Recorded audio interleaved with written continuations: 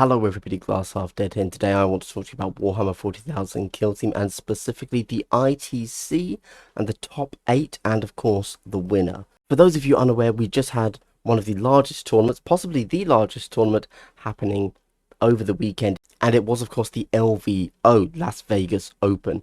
This is hosted by Frontline Gaming. It's a whole thing. It was streamed over the weekend by Kill Team Stream. Sheldon, we've had him on the channel before, he's dude. It was run alongside the big 40k thing. Of course, 40k gets all of the attention because, you know, it's huge.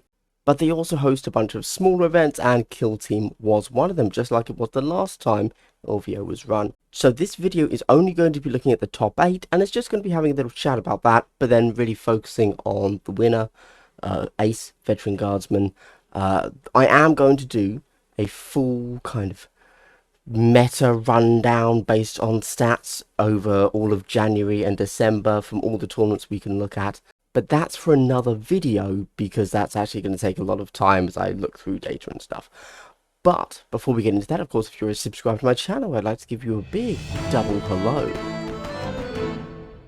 Wow, wasn't that wholesome? If you want that in the next video, like, subscribe, leave a comment right now. Okay, guys, let's talk about the top 8. I'm going to read it off for you. I don't want to get it wrong. So we have Comorites, Troops, that's Harlequins, Warp Coven, Pathfinders, Vet Guard, Warp Coven, Troop, Vet Guard. So we had a few doubles there. 2 Vet Guard, 2 Warp Coven, 2 Troops. We also only had 1 Pathfinder player, and then we also had a Comorite player. That's Drukhari, if you don't know. So that is, I think we can all agree, an interesting top 8. I think going into this, we were all expecting Pathfinders to just be like 5 of the top 8, and they haven't been that.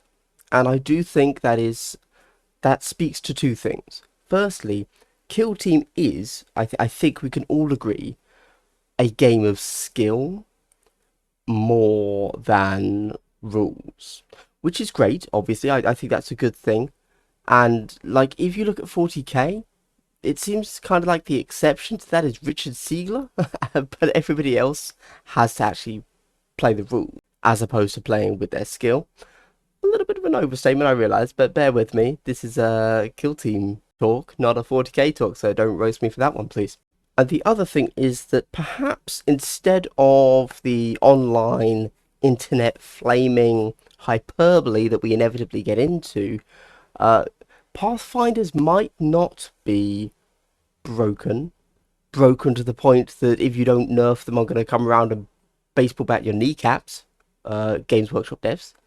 Perhaps they are overtuned and need to be brought slightly back in line. Something to consider for the big bogeymen out there of the Pathfinders right now. Also, though, we do have to take into account the terrain that the game was played on. This was played on the LVO terrain, which is a very unique set of terrain. It was designed for the old edition of Kill Team, where terrain acted somewhat differently. In the old edition, it was really good, really interesting. In the new edition, some could argue that the sides of the containers are a touch too long without enough features to interact with the terrain at its fullest potential in the new edition of Kill Team. But I think it needs to be said that this is not typical terrain, but not in a negative way. Just most people don't have access to this large, a lot of heavy cover-based terrain. It is a feature of LVO, not an oddity that needs to be corrected, I would say, and there's nothing wrong with that layout. Okay, so let's talk about the final, which I was lucky enough to sit in on as a commentator. I managed to catch it just despite the big time difference. It was Veteran Guardsmen, or Fernando Marcos Ace, everybody just calls him Ace, versus the Harlequin Troops, or Adrian Martin Garcia. Apparently a contingent of Spanish players went over for the LVO, and like 3 or 4 of them all made it to the top 8. So apparently Spain may just be the place to be. Who knows? Certainly I intend to head over there in November, COVID allowing, and test my mettle. I also probably want to get better at the game before I do that. At this point, Ace, the winner, the Veteran Guardsman player here, is essentially the Richard Siegler of Kill Team. He seems to be an absolutely amazing player, unbeaten, truly top tier, all of this stuff. And a little bit of tactics here for you. The way that he won this game was there was a single choice that he made where he managed to get a flamer up on... Who takes a flamer? He managed to get a flamer up on top of a crate, fired down, dealt 2 wounds to a Harlequins player as his final activation. Vedguard always go with the 4 extra troopers because that's going to allow you to out-activate pretty much any other team. So his final activation was an attack with a flamer. He then got initiative and then attacked with a flamer again. And that killed 2 Harlequins, first activation of turn 2, and honestly that was the game. Looking back on it, I don't think it had to be the game decided then. It was obviously then going in his favour, but that was definitely the end of the game. And after that, Veteran Guardsmen won the LVO, including having 2 Veteran Guardsmen in the top 8. All in all, pretty cool. I think it was a really fun tournament. Not the largest in the world so far. We have had larger, as it was only 40 players. But obviously, America is still having a few issues with the pandemic and stuff. So we shall forgive them for their sins in this particular instance. If you're interested in the Pathfinder's journey over there, it was Birinid that made it as the sole Pathfinder player. So go check his channel out. Hopefully he's going to recap his tournament experience for us. And certainly my takeaway from the entire event has been that I'm really excited to play some Kill Team at a high level.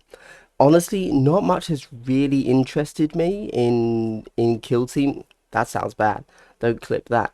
Not much has really interested me to the point where I want to play at a high level in Kill Team. It's been fun. I've enjoyed casual games, but I haven't played a game and thought, wow, now I want to be the best. I want to grind games out. I want to practice. I want to be the best player I can possibly be and, top the ITC and all of this stuff. But, when you see a big event like this, I think it genuinely builds hype to get better at the game. And part of that, of course, I could have just looked at the top 8 after the tournament played and been like, okay, cool, good data. But actually seeing it streamed, joining in with other people in the Twitch chat, in the YouTube chat, wherever it is, that is really good fun. And it certainly inspired me not only to get better at the game so that I could be on those tables, but also to actually pull my finger out and get my streaming setup down to one of the local tournaments, either Baboon, Rose Quarter, Troll Trader, Bromley, whatever, and actually get something streamed. Because although, yes, being a good player would be cool for me, if it's not streamed, you don't get any of that community participation.